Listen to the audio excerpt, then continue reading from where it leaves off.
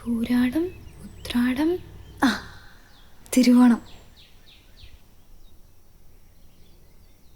ഇക്കൊല്ലം കൂടെ ഉള്ളൂ നിന്റെ ഇവിടുത്തെ ഓണാഘോഷം. പിന്നെ ചെറുക്കൻ്റെ വീട്ടിലല്ലേ ഓണം വിഷു ഒക്കെ. ഇതെന്ത് കഷ്ടാ. കല്യാണം കഴിച്ചതിന് ഓണം സ്വന്തം അച്ഛൻ്റെ അമ്മയുടെയും കൂടെ ആഘോഷിക്കാൻ പറ്റില്ലേ?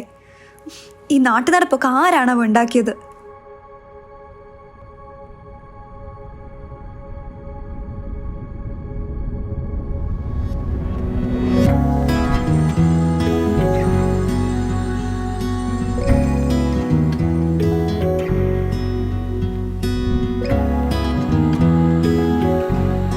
ഇപ്പോഴും ഞാൻ ഓണം എൻ്റെ അച്ഛൻ്റെ അമ്മയുടെയും കൂടി ആഘോഷിക്കുന്നത്.